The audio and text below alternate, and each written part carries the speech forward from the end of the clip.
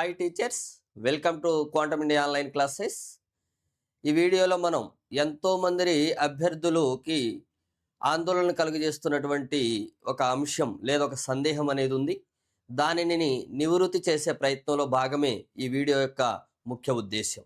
Okay, ఇది TET రాసే ప్రతి ఒక్క అభ్యర్థికి కూడా మనకి అవసరం కాబట్టి అందరూ చూసే ప్రయత్నం చేయండి. అవసరమైతే ఆ వీడియోని షేర్ చేసే ప్రయత్నం చేయండి. ఈ వీడియో అంతా అయిపోయిన తర్వాత మీకు వాల్యుబుల్ ఇన్ఫర్మేషన్ ఉంది అని అనిపిస్తే సబ్స్క్రైబ్ చేసుకోండి, అదేవిధంగా లైక్ చేసే ప్రయత్నం చేయండి. ఓకేనా?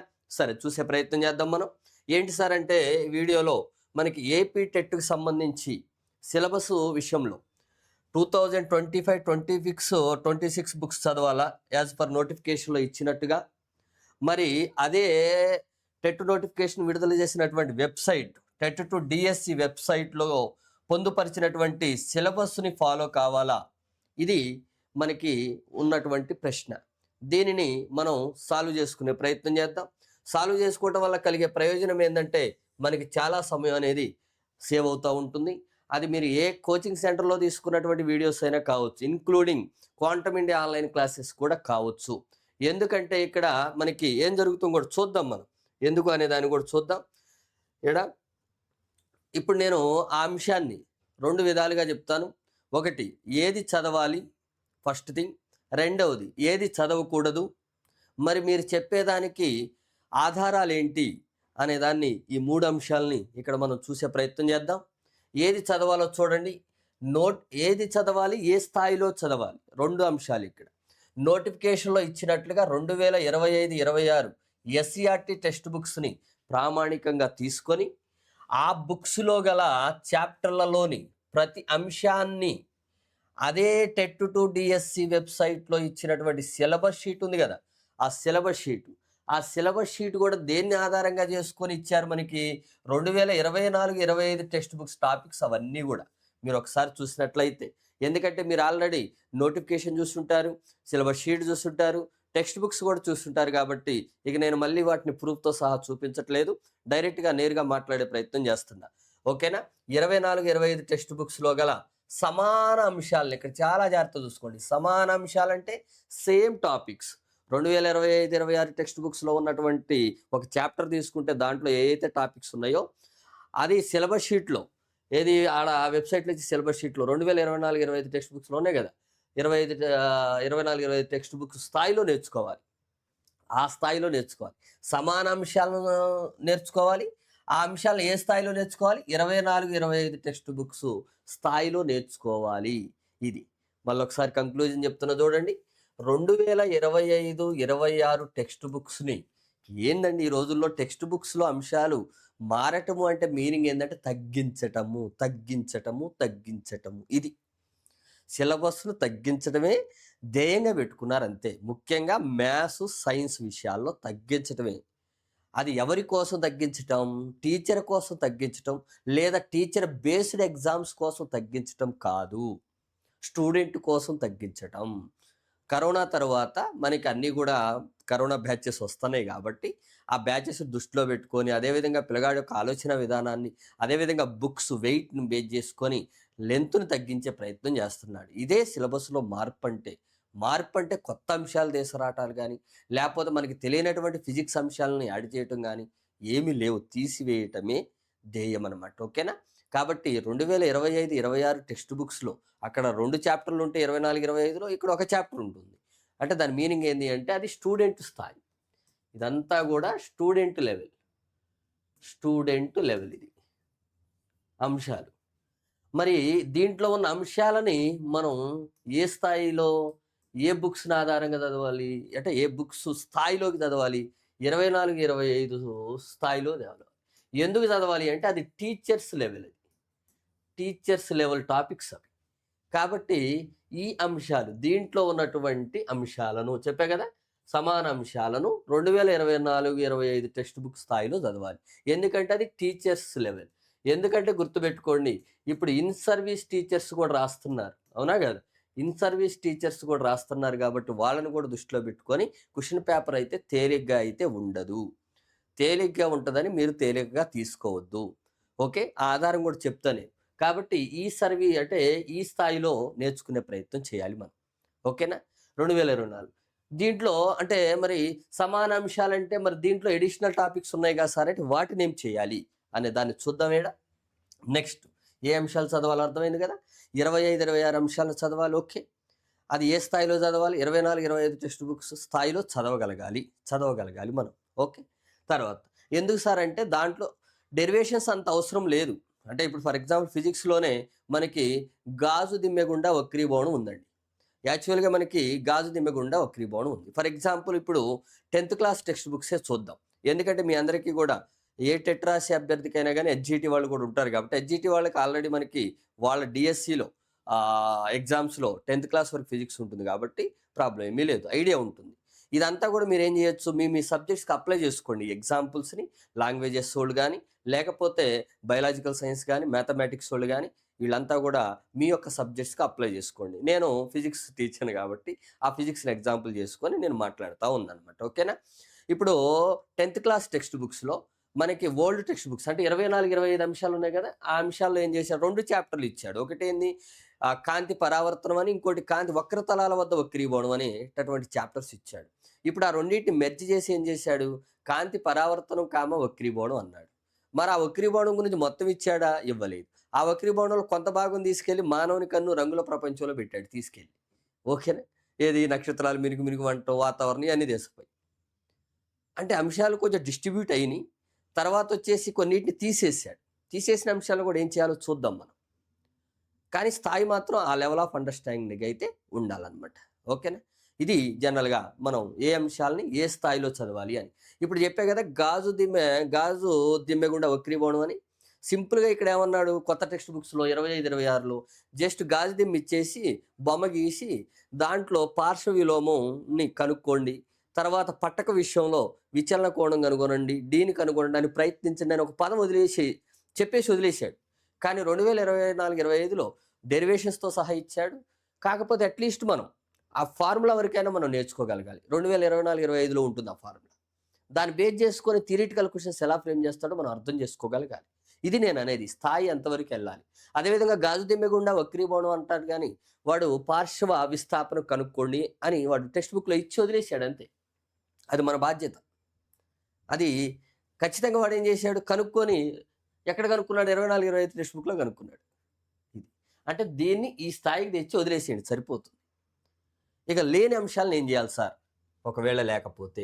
అదేవిధంగా 2025, 26 టెక్స్ట్ బుక్స్లో గల చాప్టర్లు లేదా అంశాలు సిలబస్ షీట్లో లేనట్లయితే, ఓకే, 2025, 26 టెక్స్ట్ బుక్స్లో గల అంశాలు సిలబస్ షీట్లో ఉన్న అంశాలు ఉన్నాయి కదా, సిలబస్ షీట్లో అంశాలు రివర్స్ ఇది.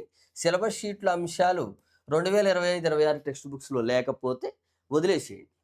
ఒకవేళ 2025, 26లో ఉంటే మాత్రం ఆ స్థాయి వరకు చదవండి. లేదనుకోండి ఈ టాపిక్స్లో ఉన్న అంశాలు సిలబస్ షీట్లో సిలబస్ షీట్లో లేకపోతే, ఇప్పుడు 2025, 25, 26లో ఉన్నటువంటి అంశాలు సిలబస్ షీట్లో లేవనుకోండి, సిలబస్ షీట్లో లేకపోయినా ప్రాబ్లం లేదు, ఆ అంశాలను ఫాలో కావాల్సింది లేదు. ఇప్పుడు ఈ సిలబస్ షీట్లో ఉన్నటువంటి అంశాలు ఇక్కడ లేవు అనుకోండి, 2024, 25 బేస్ చేసుకున్న సిలబస్ షీట్లో ఉన్నాయి కదా, ఈ అంశాలు ఇక్కడ లేకపోతే, ఈ టెక్స్ట్ బుక్స్లో లేకపోతే వీటిని వదిలేసేయండి, అవసరం లేదు, విస్మరించండి. ఎగ్జాంపుల్ చెప్తా మీకు. కాంతిలో టెక్స్ట్ బుక్స్లో సంపూర్ణాంతర పరావర్తనం అని ఉంది, అవునా కదా? సిలబస్ షీట్లో కూడా సంపూర్ణాంతర పరావర్తనం ఉంది. కానీ 2025, 26 టెక్స్ట్ బుక్లో ఉందా? లేదు, వదిలేసేయండి దాన్ని. అదేవిధంగా కటక తయారీ సూత్రానికి సంబంధించిన డెరివేషన్స్ ఉన్నాయి, 2025, 26లో ఉన్నాయా? వదిలేసేయండి. అదేవిధంగా మనకి కటక సూత్రం, దర్పణ సూత్రాలన్నీ డెరివేషన్ చేసుకున్నాడు 2024, 25కి సంబంధించి, దాంట్లో ఉన్నాయి కూడా మనకి డెరివేషన్ అని లేకపోతే కనుక్కోవటం అని. కానీ 25, 26లో లేవు కదా, వదిలేసేయండి. ఆ అంశాలు వదిలేసేయండి. సంపూర్ణాంతర పరావర్తనం కూడా వదిలేసేయండి, విస్మరించండి అని నేను ఇక్కడ మీనింగ్ అనమాట. అర్థమైంది కదా? సిలబస్ షీట్లో ఉన్నటువంటి అంశాలు 2025, 26 టెక్స్ట్ బుక్స్లో లేకపోతే వదిలేసేయండి. ఇది నేను స్ట్రైట్ ఫార్వర్డ్గా చెప్పేది. అదేవిధంగా 2025, 26 అంశాలు సిలబస్ షీట్లో లేకపోతే అందుబాటులో ఆందోళన చెందాల్సిన పని లేదు, అవి కూడా చదవాల్సిందే. 2025, 26 అది అసలు లేదండి, ఆ స్కోపే లేదు, ఈ స్కోపే ఉంటుంది అనమాట. ఓకేనా? కాబట్టి ఇది అలా వదిలేసి ఏం చేయాలి, మీ సమయాన్ని ఆదా చేసుకోవాలి. సిలబస్ షీట్లో ఉన్నటువంటి అంశాలు 2025-26 టెక్స్ట్ బుక్లో లేకపోతే వదిలేసేయండి. ఇది నేను అనేది. ఇక తర్వాత మరి సారీ మీరు చెప్పిన దానికి ఆధారాలు ఏంది సార్ అని అడుగుతారుగా. నా సూచనకు మూల ఆధారం ఏంది అంటే అక్టోబర్ 2025 నోటిఫికేషన్లో కూడా ఏమన్నాడు, 2000 రైట్ 25-26 అకాడమిక్ బుక్సే ఫాలో కావని చెప్పాడు. కానీ రైట్ తర్వాత సిలబస్ షీట్లో మాత్రం ఏమి ఇచ్చాడు, సేమ్ సిలబస్ షీటు 24-25 టెక్స్ట్ బుక్లో ఉన్న అంశాలే ఇచ్చాడు. 2025లో జరిగినటువంటి ఎగ్జామ్స్కి టెట్ సిలబస్ సేమే, 2026లో జరగబోతున్నటువంటి మనకి జూన్లో జరగబోతున్నటువంటి జూన్ నోటిఫికేషన్కి సంబంధించిన సిలబస్ కూడా సేమే. ఓకేనా? కాబట్టి మనం దాన్ని బ్లైండ్గా ఫాలో కావడం కన్నా మనం ఇలా ముఖ్యంగా తీసుకోవాలి. ఏది సిలబస్ షీటు, అదేవిధంగా ముఖ్యంగా ప్రశ్నపత్రాలు. మరి ఆ ప్రశ్నపత్రాలు కూడా చూడాలి కదా మనం ఒకసారి. ఆ ప్రశ్నపత్రాల్లో బిట్స్ ఏ స్థాయిలో ఇచ్చాడో చూడండి. బిట్స్ మొత్తం 2025-26 నుంచే ఇచ్చాడు, కానీ స్థాయి వచ్చేసి 24-25 స్థాయికి తీసుకెళ్ళాడు. ఆలోచన విధానాన్ని అక్కడికి తీసుకెళ్ళాడు. మీకు ఆధారం ఏంటంటే అక్టోబర్లో జరిగినటువంటి టెట్ క్వశ్చన్ పేపర్స్ చూడండి. ఇది నేను అనేది. ఓకే, మీకు ఎక్కువ సాగదీయకుండా ఫైనల్ కంక్లూజన్ 2025-26 ఫాలో అవుతూనే ప్రతి అంశాన్ని కూడా సిలబస్ షీట్లో ఉన్నటువంటి అంశాలంటే 2024-25 స్థాయి వరకు మీరు చదవాలి. ఇది ఫస్ట్ క్వశ్చన్. రెండో విషయం 24-25 అంటే సిలబస్ షీట్లో అంటే వెబ్సైట్లో ఇచ్చిన సిలబస్ షీట్లో ఉన్నటువంటి అంశాలు 2025-26 టెక్స్ట్ బుక్స్లో లేకపోతే వదిలేసేయండి, విస్మరించండి. నాకు ఎగ్జాంపుల్ కూడా చెప్పిన సంపూర్ణాంతర పరావర్తనం లేదు, తీసేసేయండి. ఓకేనా? ఇలాంటి అంశాలు ఇంకా చాలా ఉన్నాయి. అవన్నీ కూడా మనం చెప్పుకుంటూ పోతే మళ్ళీ టైం ఉండదు కాబట్టి అలాంటి అంశాలను వదిలేసేయండి. అప్పుడు మీకు సమయం అనేది చాలా వృధా అవుతుంది. ఇంకోటి ఇక్కడ ప్రాబ్లం ఏంటి అంటే సిలబస్ తగ్గించినోడు చాప్టర్ మొత్తం లేపేసిన పోద్ది. ఏం చేస్తున్నాడు, లేపేసిన చాప్టర్లో నుంచి ఉన్న చాప్టర్లో కొన్ని అంశాలను యాడ్ చేస్తూ ఉన్నాడు. దానివల్ల ఏమవుతుందంటే సపరేట్ చేయటం కష్టంగా ఉంది. అందుకే మీరు ఏ కోచింగ్ సెంటర్లో కూడా మీరు టెట్ వీడియోస్ కనుక తీసుకొని ఉంటే ఇప్పటికే including quantum India online classes అభ్యర్థులకు కూడా ఇదే సూచన. ఓకే, మన టెట్ వీడియోస్లో కానీ లేదా ఇతర అభ్యర్థులు వేరు చోట్ల తీసుకున్నటువంటి అభ్యర్థులు కానీ నేను ఇచ్చేసేటువంటి సజెషన్ ఏంటి అంటే ఆ వీడియోస్లో నుంచి మీరు తీసుకోవాల్సిన డేటా 2025-26 అంశాలను పరిగణలో తీసుకొని చదువుకోండి. అంశాలను మాత్రమే చదవండి. మిగిలిన వాటిని మీరు ఆ వీడియో స్కిప్ చేస్తూ ఫార్వర్డ్ చేస్తూ ముందుకెళ్ళిపోండి. ఎందుకంటే సపరేట్ చేయటం అనేది కష్టం. ఎందుకు సార్ అంటే ఆ వీడియోలు ఎలా చేసినా 2024-25 స్థాయికి చెప్పుంటారు కాబట్టి మీకు ప్రాబ్లం ఏమీ ఉండదు. అది ఏ కోచింగ్ సెంటర్ అయినా కానీ. ఫైనల్గా ఇది చూసుకోండి. ప్రస్తుతం ఎవరైనా మేము 25-26 టెక్స్ట్ బుక్స్ మొత్తం చెబుతున్నాము అని అనుకున్నా కానీ అంత సమయం అయితే ఉండదు. అది చెప్పినా కానీ ఏ స్థాయి వరకు అంటే స్టూడెంట్ స్థాయి మాత్రమే చేరుకుంటారు. ఈ స్థాయికి చేరుకోవాలి అంటే మీరు చేయాల్సినటువంటి పని ఇది మాత్రమే, ఇక వేరే ఆప్షన్ లేదు. ఎందుకంటే ఇంత తక్కువ టైంలో మనకి టీచర్ స్థాయికి అందించడం. అందుకే చూడండి నేను కూడా ఏం చేశాను, క్వాంటమ్ ఇండియా ఆన్లైన్ క్లాసెస్లో కూడా మనకి 10th class 9th class text బుక్స్లో ఉన్నటువంటి అంశాలను నేను లైవ్కి వచ్చి తీసుకుంటున్నాను. ఎందుకంటే నేను ఈ లెవెల్ వరకు ఇస్తాను, అది ఇంపార్టెంట్ చాప్టర్స్ కాబట్టి. ఇది నేను అనేది. ఓకే, అంతేగాని నేను మొత్తం చెప్తాను అనలేదు కదా.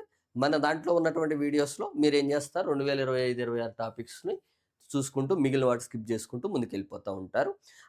9th 10th most important chapters కాబట్టి నేను వాటిని డీల్ చేసే ప్రయత్నం చేస్తున్నాను. 2024 అంటే సిలబస్ షీట్లో ఇచ్చినటువంటి అంశాల స్థాయి వరకు, అంశాల మొత్తం అంటాను, అంశాల స్థాయి వరకు. ఓకేనా? సరే, బాగానే ఉంది ఇంతవరకు. ఇది జనరల్గా ఫైనల్ కంక్లూజన్.